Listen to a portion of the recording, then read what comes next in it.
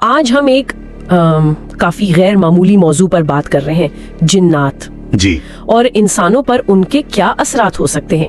یہ ایک حالیہ گفتگو پر مبنی ہے صوفی اویسی اور یاسر جنجوا کے درمیان۔ جی ہاں، اور اس گفتگو کا مقصد یوں سمجھیں کہ جنات کے وجود کو، ان کی نوعیت کو اور انسانوں سے ان کے تعلق کو سمجھنا تھا۔ صحیح۔ جو مواد ہمیں ملا اس کی روشنی میں اس میں روحانی باتیں بھی ہیں اور کچھ جدید تصورات بھی، جیسے فریکوینسی کا ذکر۔ ہاں، یہ فریکوینسی والی بات یہ سب سے پہلے آئی کہ جنات ایک ایسی فریکوینسی میں ہے جو ہم عام طور پر محسوس نہیں کر سکتے۔ جی، صوفی اویسی نے کہا کہ جن کی چھٹی حس تیز ہو وہ شاید محسوس کر لیں۔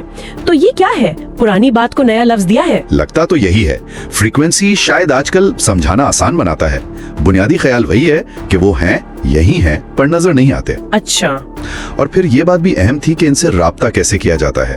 طریقوں میں فرق ہے۔ ہاں، وہ حاضری اور مراقبہ والی بات گفتگو میں آیا کہ حاضری، جس میں کہتے ہیں کہ جن کو انسان میں لایا جاتا ہے بات کرنے کے لیے، جی، وہ ایک تکلیف دہ اور اخلاقی طور پر بھی ٹھیک نہیں سمجھا گیا، متنازع۔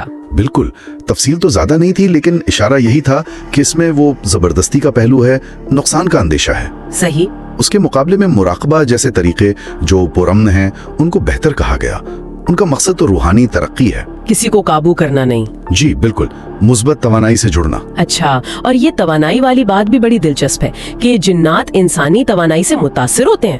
کھانے کی خوشبو، منفی سوچ، جذبات، ہاں مطلب ہمارا ماحول، ہماری سوچ ان پر اثر کرتی ہے۔ جی، ذریعہ تو یہی کہتا ہے۔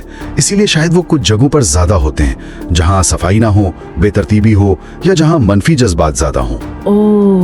تو یہ ایک طرح سے ہمارے اعمال اور ماحول کے غیر محسوس اثرات کی طرف اشارہ ہے۔ یعنی ہماری اپنی توانائی ہمارے ارد گرد کی ان چیزوں کو بھی متاثر کرتی ہے جو نظر نہیں آتی۔ بالکل۔ اور پھر وہ بات جو کافی حیران کن تھی کہ جنات انسانوں سے محبت میں مبتلا ہو سکتے ہیں، خاص طور پر خواتین سے۔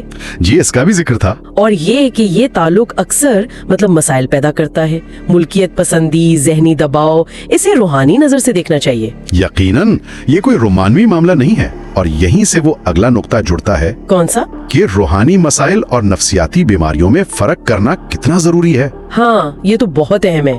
گفتگو میں تھا کہ جنات کے اثر کی کچھ علامات، جیسے آوازیں سننا یا شخصیت بدل جانا، جی، وہ شیزوفرینیا جیسی بیماریوں سے مل سکتی ہیں، بالکل مل سکتی ہیں۔ اور ان میں فرق کرنا ذریعہ کے مطابق بہت مشکل ہے۔ تو پھر کیسے پتہ چلے؟ اس کے لیے گہرا علم چاہیے، روحانی بھی اور نفسیاتی بھی۔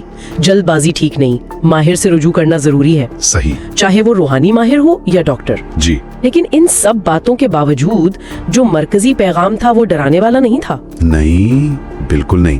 بلکہ یہ کہ اصل طاقت خوف میں نہیں ہے۔ جی، یہی سب سے اہم نقطہ تھا پوری گفتگو کا۔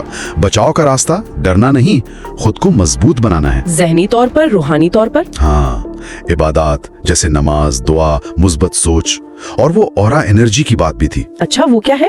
یعنی انسان کے گرد جو توانائی کا حالہ ہوتا ہے اسے مضبوط کرنا۔ تو گویا اپنی توانائی کو مثبت اور مضبوط رکھنا ہی اصل دفاع ہے۔ تو خلاصہ یہ ہوا کہ جنات ایک الگ جہت میں ہیں، ہماری توانائی ان پر اثر کرتی ہے۔ جی، ان سے جڑے مسائل کبھی کبھی نفسیاتی بیماریوں جیسے لگ سکتے ہیں، تو فرق کرنا ضروری ہے۔ بہت ضروری ہے۔ اور سب سے بڑھ کر ڈرنے کی بجائے اپنی اندرونی طاقت اور مثبت رویے پر کام کرنا ہے۔ بالکل، خوف حل نہیں ہے۔ تو آخر میں ایک سوال ذہن میں آتا ہے، جی، اگر یہ مان لیں کہ ایسی غیر محسوس توانائیاں اور وجود ہمارے ارد گرد ہیں اور وہ ہمارے ماحول اور جذبات سے متاثر ہوتے ہیں، تو کیا اس کا مطلب یہ ہے کہ جب ہم اپنے گھر کو صاف رکھتے ہیں، اپنی سوچ کو مثبت رکھتے ہیں، تو اس کا اثر صرف ہماری اپنی صحت پر نہیں پڑتا؟ صحیح، آپ کا مطلب ہے کہ اس کا اثر ان غیر مرئی جہتوں پر بھی ہوتا ہے۔ ہاں، کیا ہماری چھوٹی چھوٹی مثبت کوششیں جیسے صفائی ستھرائی یا اچھی سوچ اس غیر محسوس دنیا پر بھی کوئی اچھا اثر ڈال سکتی ہیں؟